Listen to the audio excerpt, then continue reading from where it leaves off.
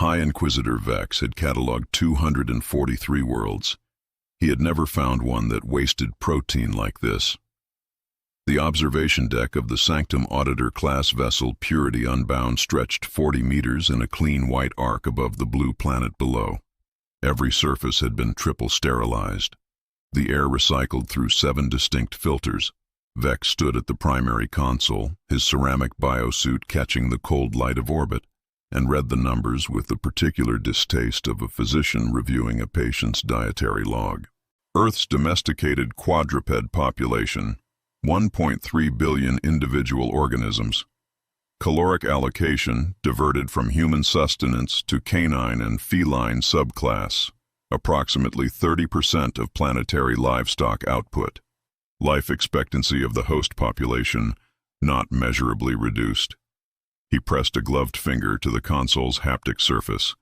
The number stayed there, stubborn and grotesque. 1.3 billion. He checked his contamination meter out of reflex. 98%. Clean. The ship was clean. The tactical assessment loaded beside the population data. Jaw closure force, 240 kilograms per square centimeter. Olfactory sensitivity, 44 times the human baseline. Behavioral classification, pack predator with domesticated behavioral overlay. Observed aggression trigger, proximity to bonded human. He stared at the last line. The wind off the Atlantic came through the audio relay as a low, constant hiss. Below, the planet turned, indifferent and swarming. Vex pulled up the next flag in the audit queue. A residential zone, low-density construction, individual lots. One structure flagged, a single-story dwelling with a garden plot.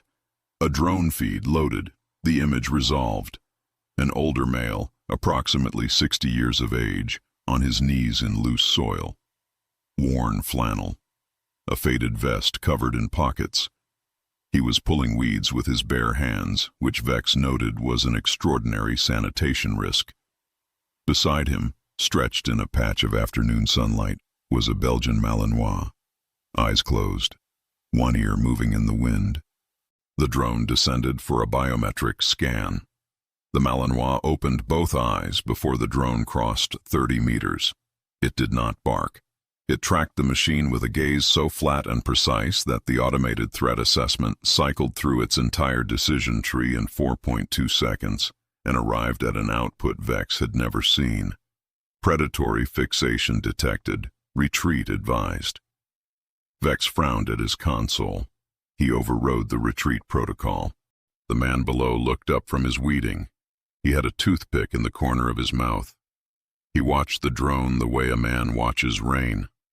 No alarm, no particular interest, just acknowledgement that a thing is occurring. The drone's speaker activated.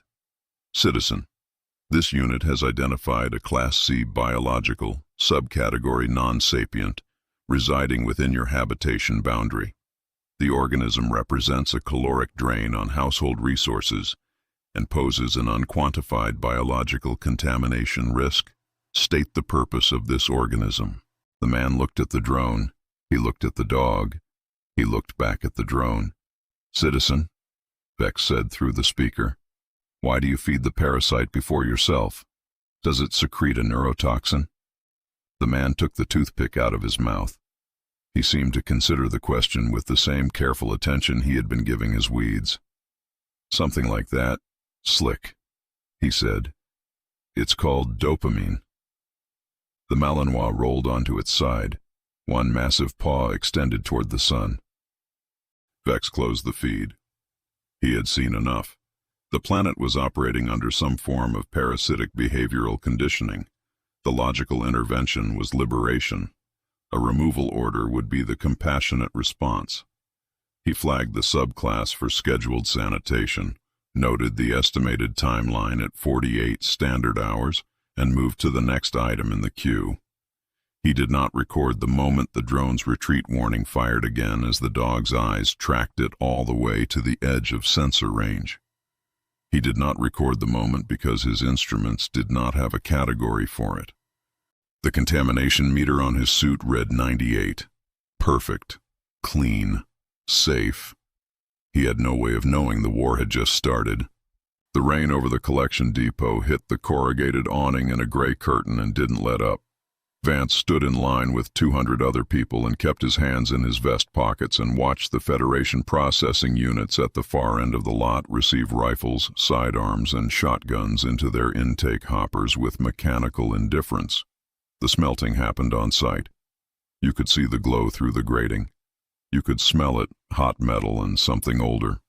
He had his service pistol in the right pocket. He moved the treat pouch to the left. The woman ahead of him set a bolt-action rifle on the counter without looking at the intake clerk. She had a Shepherd mix on a short lead. The clerk logged the rifle, handed her a receipt, and then his scanner panned to the dog. "This organism requires tagging." "That's my dog," she said. "Classification, non-sapient biological. Schedule for—" Vance didn't hear the rest because a voice cut through the depot noise with the clean edge of a scalpel. "Galactic Health Code 774. If you are about to say schedule for removal, I need you to pause and think very carefully about what a war crime sounds like when it's being argued in front of a sanctum tribunal." Director Holloway wore a gray suit and carried a tablet in one hand and a thermos in the other. She crossed the depot floor without altering her pace, the kind of movement that assumes every obstacle will rearrange itself, and positioned herself between the clerk and the Shepherd mix with geometric precision. The clerk looked at the dog. He looked at the tablet she was already extending toward him. "This organism," she said, "is a stress regulation symbiote, legally classified as an external dopamine modulation device under Galactic Health Code 774, subsection 9, as ratified by the Sanctum Medical Necessity Accord. Confiscation of a life support apparatus without documented medical review constitutes a Class A welfare violation, per the Accord. This organism is a predator," the clerk said. "It has no function." Holloway looked at him over the rim of her tablet. The look lasted approximately 2 seconds. Vance had seen people fold at that look. The clerk was folding now, he just didn't know it yet. "According to Galactic Health Code 774, she said, "removing a stress regulation device is a war crime." She let that land. "You want to see a human without stress regulation?" The depot was quiet enough that the rain on the roof was the loudest thing in the room.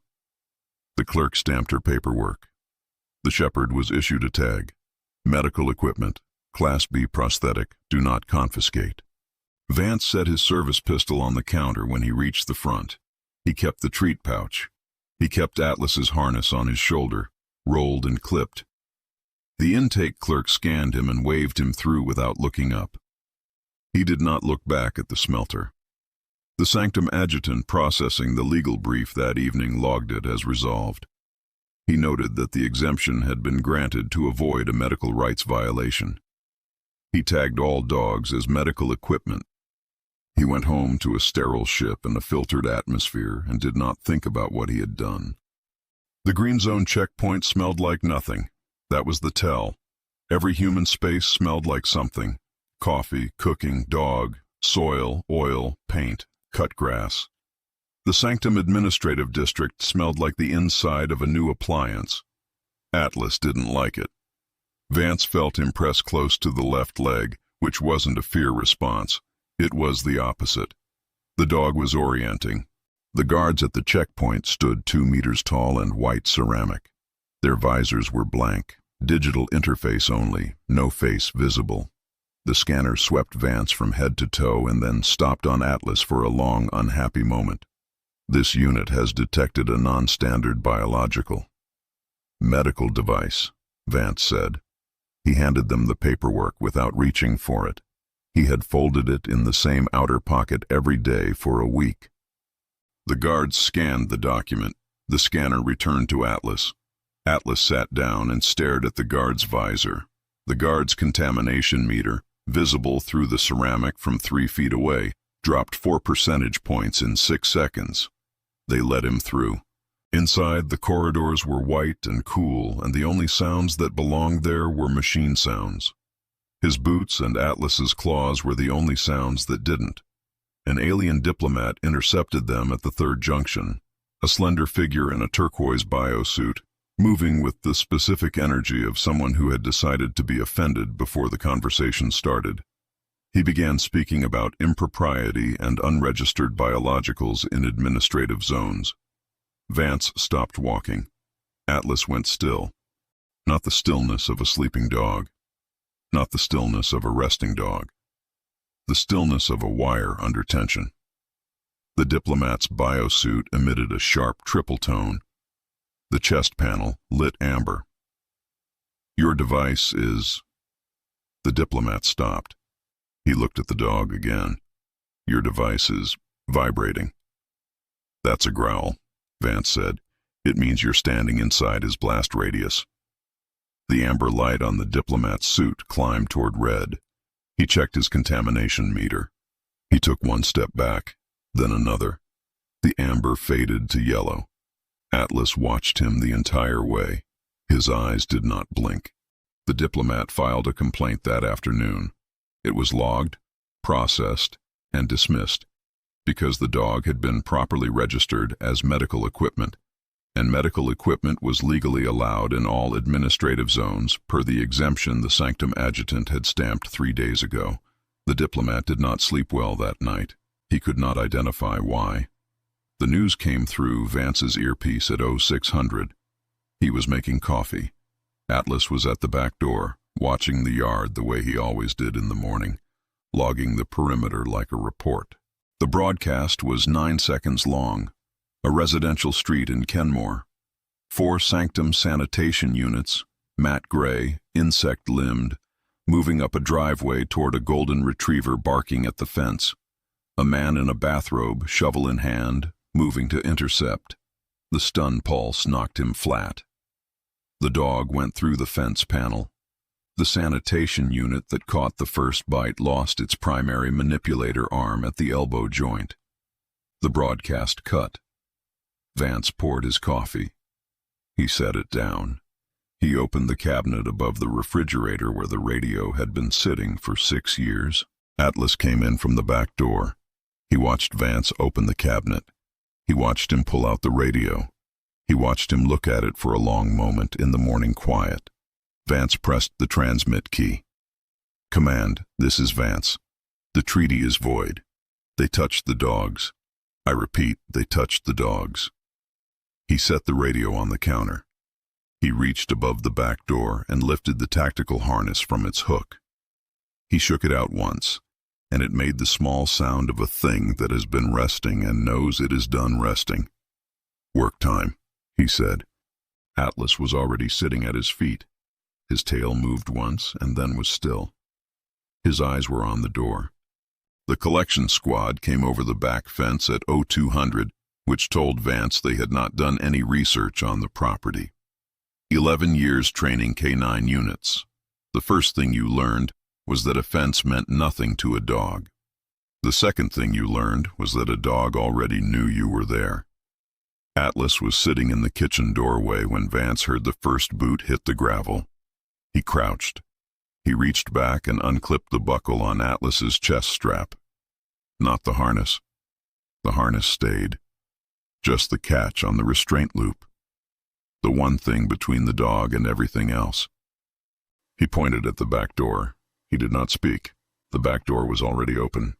He heard the squad moving through the dark in good formation. 3 points, suppressor geometry, the low electromagnetic hiss of their targeting arrays warming up. The arrays cycled twice, then again. The targeting software had been built for bipedal heat signatures. It could not resolve what it was seeing in the low-frequency thermal band. The contact was too low, too fast, moving in a pattern the system had never been trained to anticipate. The algorithm did the only thing an algorithm can do when it runs out of categories. It tried again. It ran out of time. The first Sanctum trooper saw Atlas at approximately 0.4 seconds before impact. This was not enough time. The ceramic suit was rated for kinetic impacts up to 900 kilograms per square meter. Atlas hit at 75 kilograms of direct mass applied through a contact point of approximately 14 square centimeters. At a vector the targeting array had logged as impossible for the recorded size of the organism. The math did not favor the suit.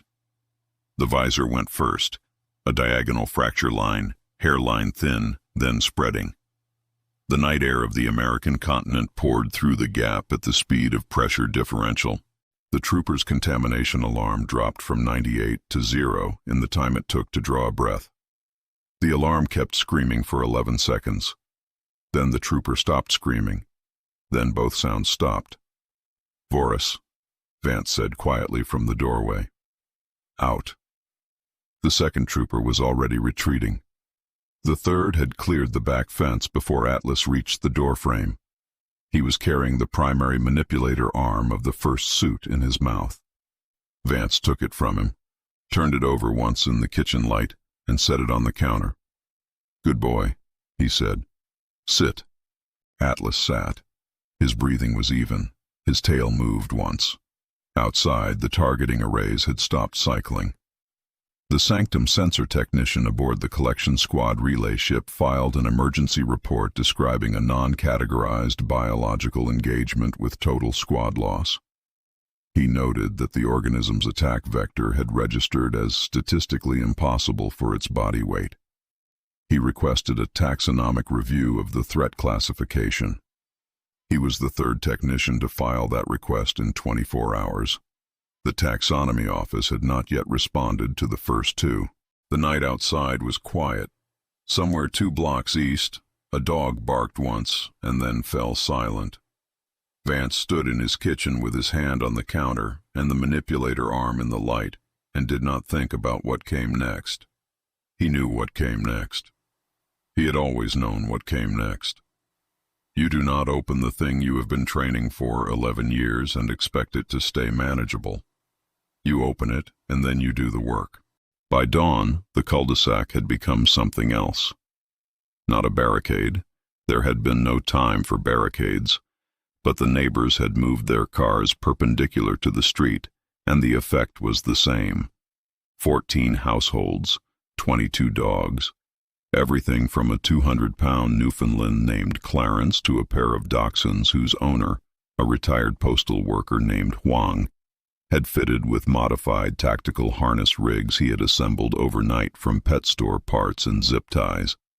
Vance walked the line. Big dogs front, small dogs alert. He said it once, without ceremony. People listened. When you have a warrant officer in a faded tactical vest delivering instructions in a voice like a dry hinge, you listen. The Sanctum infantry squad appeared at the far end of the street at 0730. 6 units, energy shields active, forming a wall across the road's width. The shields curved inward at the base, designed to stop projectiles, explosions, and ground-level charges. They extended to approximately hip height on a standing human, which left the ankles unprotected. Vance looked at the small dogs on the right flank. He looked at a woman named Martinez, who had 3 border collies and a laser pointer she had produced from her coat pocket with the quiet efficiency of someone who had been thinking about this since approximately midnight.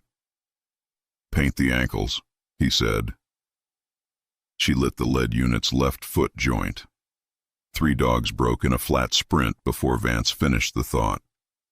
The infantry shields did not adjust. The targeting systems fired twice. Both shots went high by 18 inches, calibrated for a strike window they had been built to manage. The border collies hit low, fast, and from 3 angles simultaneously. The lead trooper's left leg servo gave way with a sound like a gunshot. When a 190-pound armored Sanctum trooper hits pavement, the suit takes impact stress. The visor does not seal cleanly after impact stress. The squad retreated in 40 seconds. One of Huang's dachshunds was already trotting victory laps in the middle of the road. Vance watched them go. His jaw was tight. He had been counting since the first contact report came in. The dogs that went down were in his count. "Clarence," he said. "Left flank next deployment." Clarence made a sound like a passing freight train and ate the rotisserie chicken his owner fed him without breaking eye contact with the end of the street. The cat problem was Holloway's idea. She delivered it at the command center, which was Vance's garage, on a folding table covered in printed maps and coffee rings, at approximately noon on the second day. "The Sanctum barracks at the edge of the industrial district is running at full capacity," she said. She turned her tablet to show him a satellite schematic. The building was sealed, pressurized, filtered.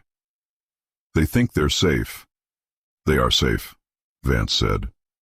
"The ventilation intakes are on the north face," Holloway said.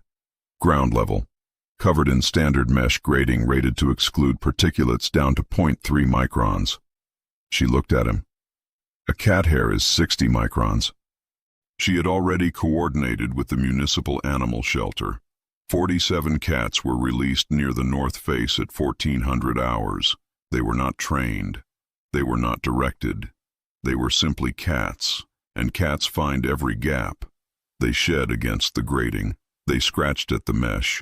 They sat in patches of warmth above exhaust vents, the way cats sit anywhere they are warm, which is with total ownership and zero awareness that it matters. They existed. That was sufficient. By 0300, every Sanctum trooper in the building had filed a contamination alert. By 0600, the medical response team had quarantined the structure. By 0800, a Sanctum commander in a hazmat suit stood outside the sealed doors, trying to understand how a building with positive air pressure and 0.3 micron filtration had been penetrated by what his instruments were classifying as a level 5 biological threat. The incident report noted, in clinical Federation language, that one non-sapient organism of feline subclass had been observed at the time of sealing, cleaning itself atop a dormant trooper. The trooper's contamination suit had registered 0% integrity. The cat was still in the building. It had found a patch of sunlight near the emergency lighting panel and appeared to be sleeping, curled around a dead contamination monitor like it was a particularly warm rock. The Federation had zero immunity to what it was breathing. The cat had no opinion about this. On the fourth day, the Sanctum tried to seal the city. Vance heard the announcement through a Federation public broadcast terminal mounted to a lamppost at the edge of the parking lot, where 3 industrial fans the size of shipping containers were being bolted to a flatbed truck. The announcement explained that due to an unprecedented biological contamination event, all habitation zones would be placed under atmospheric quarantine. It used the word temporary 4 times. It used the word containment 11. He let the announcement finish. He looked at the fans. He had sourced them from a warehouse 2 miles east. The man who ran the warehouse had not asked questions, which Vance appreciated. The flatbed truck belonged to Pelletier, who had driven it in from the north at 4 in the morning, and who had a way of expressing opinions through action, rather than language that Vance found professionally congenial. The microbiome was invisible to human instruments. To Sanctum sensors, calibrated to detect Earth biology as pathogenic by default, it registered as a swirling atmospheric contaminant cloud around every human and dog. Level 9 classification, the designation that triggered automatic suit seal protocols and emergency retreat orders. The Sanctum had built those protocols to respond to the most extreme biological events their own species had ever documented. They had not built them to respond to a dog park.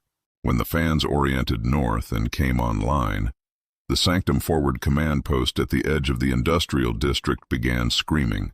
Every sensor array at the post registered a directed atmospheric event, high concentration Earth biome particulate incoming, density rising fast. The evacuation order processed through 4 command levels in under a minute. Troopers retreated to their sealed ships. The ground perimeter, which had been held for 4 days at the cost of 11 Sanctum units and 1 forward operating detachment, evaporated in 11 minutes. A Sanctum commander filed an emergency report to the Purity Unbound describing a directed biological weapon of unprecedented saturation. He noted that the weapon appeared to be, quote, generated by and inseparable from the human population itself. He recommended immediate withdrawal from all ground positions. He did not mention the dogs. He had stopped trying to classify the dogs. Every time he classified them, the classification was obsolete within 48 hours. The sky over the city was empty and clear. The Sanctum ships had pulled back to high orbit. The streets were quiet enough that Vance could hear a single bark 2 blocks away and recognize it as Clarence. He fed Atlas a liver treat. He didn't say anything. It was not a victory. It was a pause. The radio crackled. "They're bringing ships," Holloway said. Her voice was flat and precise and carried exactly one note of something that did not have a name in Federation legal code. He looked up at the sky. Nothing visible yet. The calm before a drop. "How many?" he said. "Enough to make us think the ground war was the easy part." The ships came in formation, descending from high orbit in a column that Holloway's tablet counted at 43 separate vessels. Dropships, each one capable of deploying a full Sanctum infantry complement in hardened suits, the heavy variant, twice the ceramic thickness, dual energy shielding active.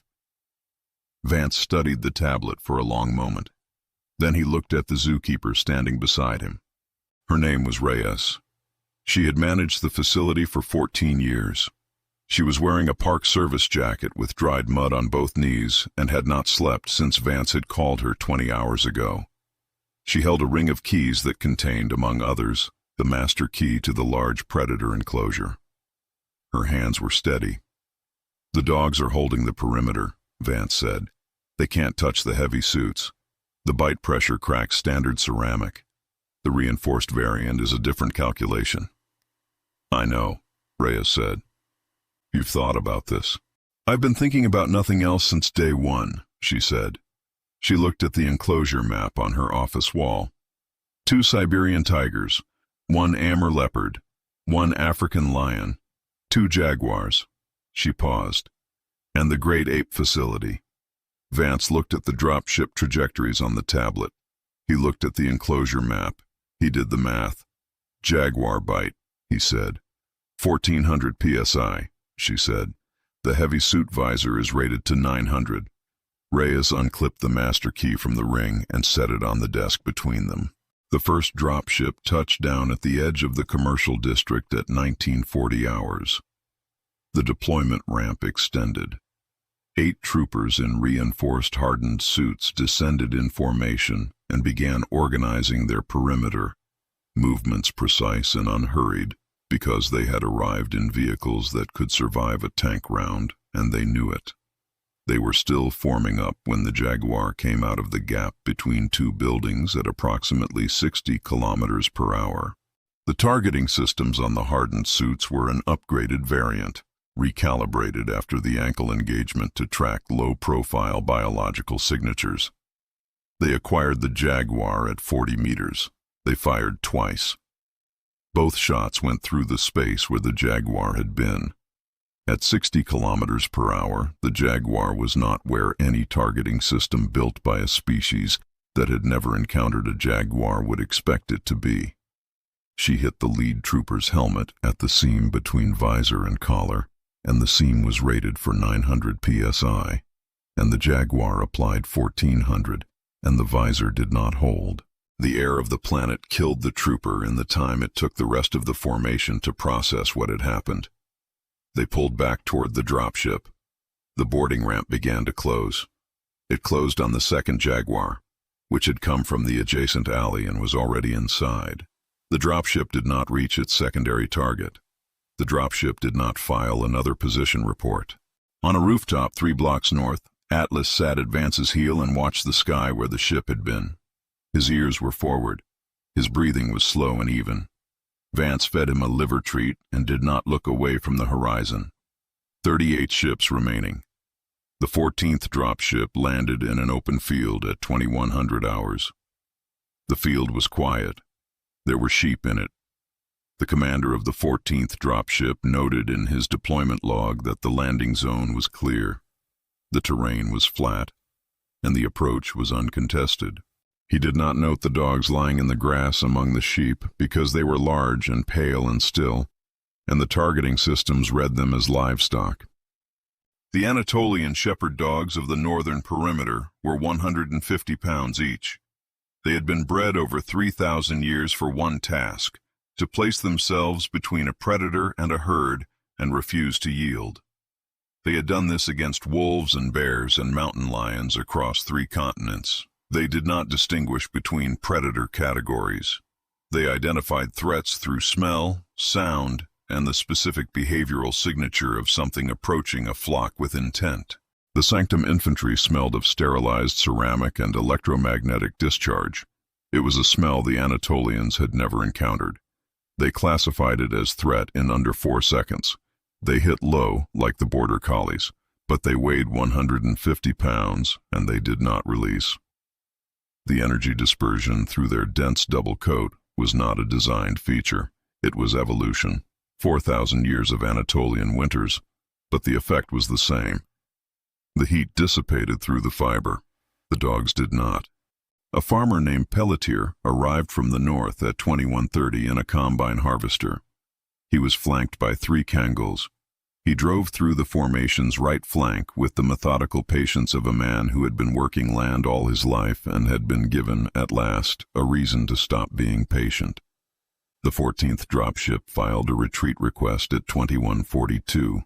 The Sanctum commander reviewing the field engagement reports noted, with mounting distress, that the planet appeared to be defended in depth by organisms that had not appeared on any pre-integration threat assessment. He queried the Biological Survey database. The database returned the original classification, non-sapient, parasitic, schedule for removal. He stared at that response for a long time. Vance set up on a rooftop on the 6th morning with a laser designator sourced from a surveying company, a radio, an atlas at his left heel. Below, in a grid pattern across 4 city blocks, 12 greyhounds were being held on slip leads by their owners in doorways and alcoves and the mouths of alleys. The greyhound problem was coordination. Individually, 65 miles per hour, 45 pounds of direction-seeking muscle. Together without direction, chaos.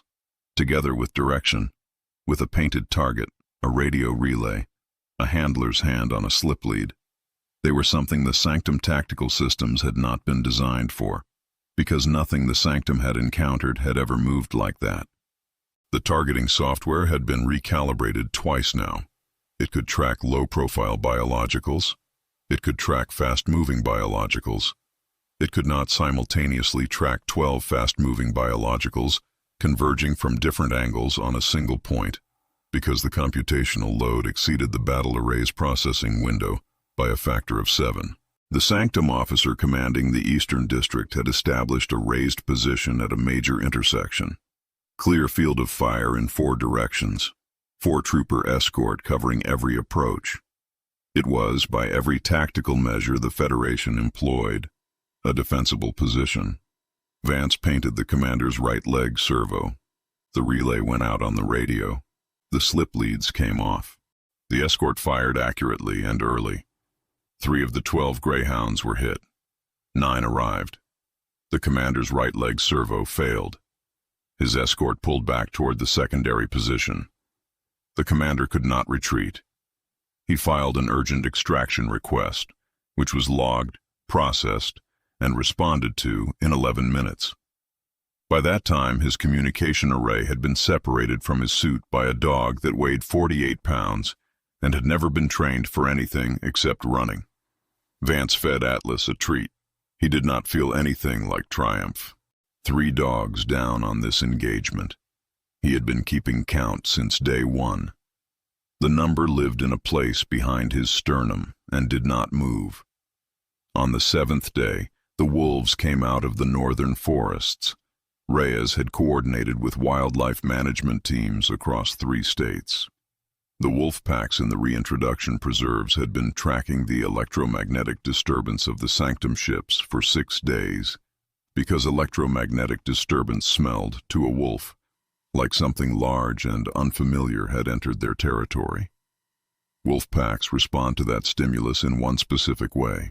The Sanctum forward operating base at the edge of the industrial district had activated its stealth field on its 7th day of operation.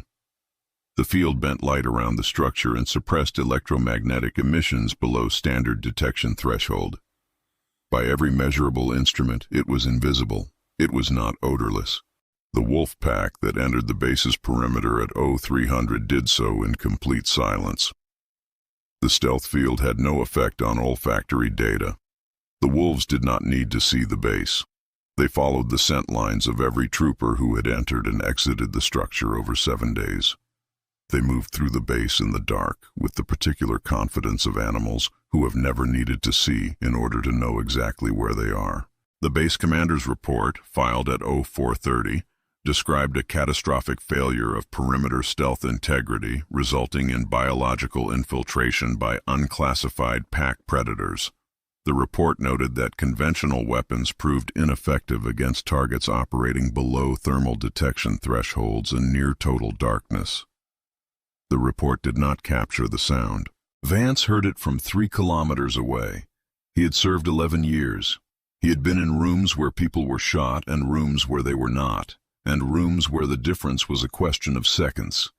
He thought he had cataloged most sounds a situation could make. He had not heard anything like that. The base did not file another report. The stealth field, still running, still bending light around a structure that was no longer a sanctum base, glittered silently in the pre-dawn dark. The field hospital was a gymnasium.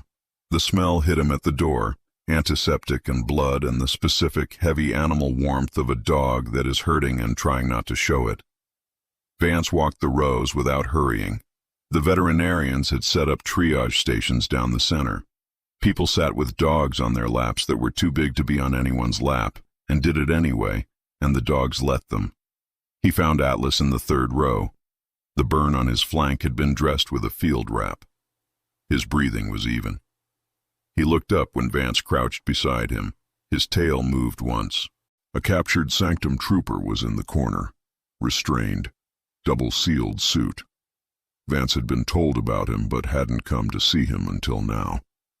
The trooper's contamination meter read 97%. They had not breached him. He was perfectly safe inside his sealed shell. He was watching. A 13-year-old girl was crying quietly over a dog that was not going to make it through the night. 2 veterinarians were working on a Malinois with a burn on its foreleg, not because it changed the tactical situation, but because that was what you did. A man Vance didn't know was pressing his forehead against a sleeping dog's back and not saying anything at all. The trooper's contamination meter held at 97. 97, steady, safe. But the threat classification column on his suit panel, visible through the ceramic, cycled. Vance watched it happen. The column ran through its decision tree and arrived somewhere the Federation's clinical taxonomy had not built a word for. The column read, "Not tools." Vance looked at the trooper.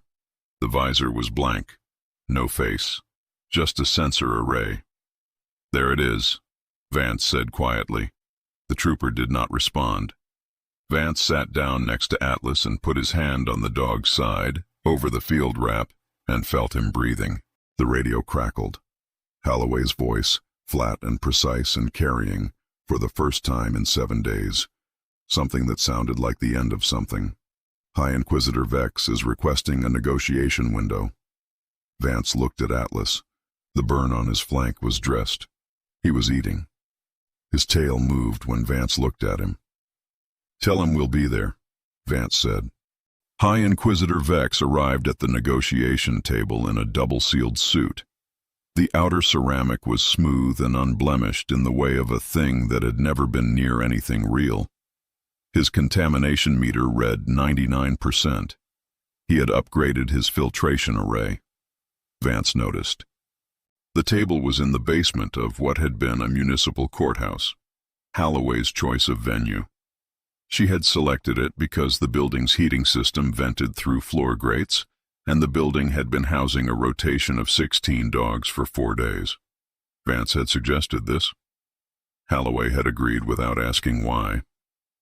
The contamination meter on Vex's suit began dropping before he cleared the door. 98. 96. He sat down anyway. Vance gave him credit for that. Holloway was already seated. She had a thermos, a pen, and a legal brief that ran 63 pages. She did not open it. She set it on the table in front of Vex and let the weight of it communicate what it needed to communicate. 63 pages. Every Galactic Health Code the Federation had violated since the day the adjutant stamped the medical equipment exemption. Every medical necessity accord breach. Every unauthorized confiscation of classified life support apparatus. Every instance of directed lethal force against a registered prosthetic device. 94. The Sanctum wishes to discuss terms, Vex said. His voice through the suit speakers was the voice of clinical language being applied to something it had not been designed to describe. The Sanctum, Holloway said, wishes to stop bleeding. Vex said nothing. She slid the brief 3 inches toward him. He looked at it without touching it. The brief's cover page was clean white, with the Federation crest printed at the top and below it, in standard Federation legal typeface, a title that translated roughly as Formal Notice of Sustained War Crimes Against Registered Medical Devices. The terms, she said, are straightforward. Earth retains all biological assets, all domesticated organisms, all wild organisms currently operating within the defense perimeter, all animals in every habitation zone, agricultural zone, and wilderness zone. She clicked her pen. The Sanctum will additionally provide reparations, payable in high-grade protein substrate.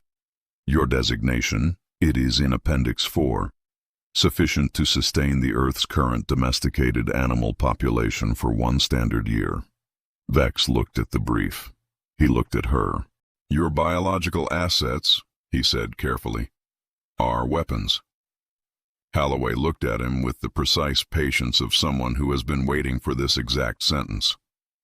My biological assets, she said, are medical equipment, classified as such under Galactic Health Code 774, subsection 9. Ratified and stamped by a Sanctum adjutant in this city, on this planet, 11 days ago. She tilted her head. Would you like to see the paperwork? I have copies. I have many copies. 92. 90. Vex looked at the brief. He looked at the pen Holloway had set beside it. He looked at Vance, who had been standing against the wall with Atlas at his left side since the meeting started and had not said anything. You have nothing to add? Vex said. Vance had spent 11 years in the military and 14 more years working his land and keeping his dog.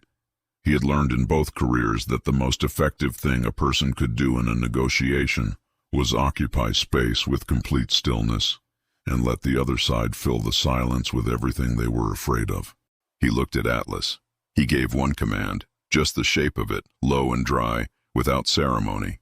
Atlas barked once, 110 decibels, in a basement room, off every wall simultaneously. Vex's suit audio array overloaded and cut out. The contamination meter spiked and recalibrated. His chair moved 2 inches from the table without him meaning it to. The echo died. Vance fed Atlas a liver treat. Sorry, he said. Stress regulation. Vex looked at the pen. He picked it up. He found the page Holloway had already tabbed with a yellow marker. He signed his name in the Federation's standard legal script, which took 4 seconds. His hand was shaking. It was not, Vance noted, a small shake. It was the shake of a being that had catalogued 243 worlds and had never, until this week, encountered a situation his instruments did not have a category for. Holloway took the brief back without urgency. She capped her pen. She poured coffee from her thermos and she looked at Vex across the table, and for one moment, a moment that would not appear in any legal document, she let herself look like a person who had been right all along and had always known it. The Sanctum, she said, will also provide formal recognition that the canine is pronounced K9.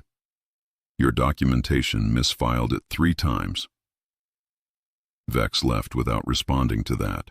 Vex's suit contamination meter read 81 when he reached the building's exit. He stopped at the door. He looked at the number for a long time. Then he looked back, down the corridor toward the stairs to the basement, which was out of sight. He could still hear Atlas's nails on the tile.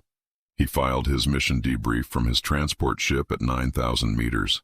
2 sentences. Terms accepted. Planet designated.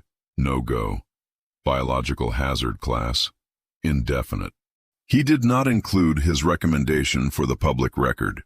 He wrote it in his personal log instead, in the notation field he used for observations that did not fit Federation categories.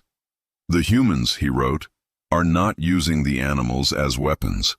He sat with that sentence for a long time. He deleted it. He wrote it again. The humans are not using the animals as weapons. The animals are an extension of the humans. They cannot be separated. We did not encounter an armed population.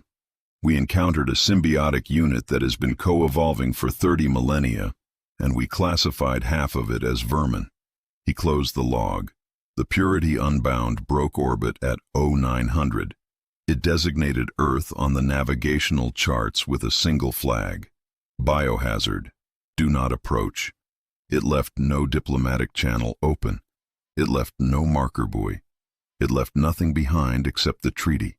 And the treaty was, as Holloway had written it, iron. Below, a golden retriever was chasing a tennis ball across a park. The ball hit the grass and bounced. The retriever did not care about any of this. 1 year later, the park had grown back. The city had grown back faster than anyone expected, which was something Vance had said from the beginning and no one had listened to, but everyone was willing to acknowledge now. He was standing in a wide stretch of grass that had been, 14 months ago, a Sanctum logistics corridor. You couldn't tell anymore. The grass had come in thick. There were dandelions in it. He threw the tennis ball as far as he could manage, which was, at his age and with his shoulder, not as far as it used to be, but still satisfying. Atlas ran for it with the total commitment of a dog who has decided that this specific ball, in this specific moment, is the only object of any significance in the known universe. He hit the throw's apex at full extension, legs off the ground, ears back, and caught it before it landed. There was a sound at the park's northern gate. Vance turned. The new Sanctum ambassador was encased in a full hazmat suit, not the standard ceramic biosuit of a trooper or the refined shell of an inquisitor, but the layered, many-sealed suit of someone who had read every file and reviewed every incident report and still agreed to come. The suit was rated for level 9 biological contamination. Its contamination meter started at 99 and would not drop below 95 through any exposure short of a direct bite. The ambassador had been briefed extensively. He had submitted to the assignment voluntarily. Vance found he respected that. The ambassador stopped at the gate and looked at the park, the dogs running across the grass, 3 of them, belonging to different people, doing different things, ignoring each other with the cheerful indifference of animals that are not at war. He looked at Vance. "The creatures," the ambassador said. His translator gave him a small pause on the word, the kind of pause a system inserts when none of its categories fit cleanly. "They are contained?" Atlas arrived at Vance's left side and sat. He was still holding the ball. He looked up at the hazmat suit with the bright, open-mouthed expression of a dog that has decided a new smell is interesting and not a threat, and would like very much to investigate it from approximately 6 inches closer. The ambassador's contamination meter read 98. He did not move. Vance held out his hand. Atlas put the ball in it. "They aren't monsters, Slick," Vance said. He threw the ball. "They're just good boys." Atlas left the ground. The ball was 40 yards out, already falling. He was going to make it with 3 feet to spare. The ambassador watched this happen with the specific stillness of a being who has been given extensive documentation about a thing and is now experiencing the thing and finding that documentation was insufficient. He watched the dog catch the ball in full stride and arc back toward them at a full-bore canter, head high, ears forward. the specific gait of an animal that is exactly where it wants to be. Vance put his hands in his pockets. The treat pouch on his vest was full. Atlas's harness was high-visibility orange, "Do not pet" in block letters on both sides, but the tactical mods were off it today. The day didn't need them. The ambassador looked at the contamination meter. 98. He looked at the dog. He looked at Vance. "The Federation," he said slowly, "would like to understand how the bond works, for research purposes." Vance considered that. "You feed them before yourself," he said. "You learn what they're saying before you teach them what you're saying. You protect them. You show up every single day." He looked at Atlas, who had returned and was sitting at his heel and looking up at him and waiting for the next throw with the total, unironic patience of a creature that has done everything asked of it and is ready, as always, for more. That's it. That's the whole bond. The ambassador's translator processed this for a long moment. "And then?" the ambassador said. "And then," Vance said, "they do the same." He threw the ball. The park filled with the sound of a dog running at full extension across open grass, which is the sound of something that is exactly where it wants to be, doing exactly what it was built for, in the company of the one thing it would burn a planet down to protect. The ambassador stood at the gate for a long time after they left. His contamination meter read 97. He filed a new notation in the Federation's Biological Hazard Registry that night. It would take 7 months to be formally processed. When it was, it would add a secondary flag beneath biohazard, "Do not approach." The flag read, "Symbiotic, cannot be isolated." Below that, in the field reserved for tactical recommendations, the ambassador had written 4 words: "Do not touch the dogs."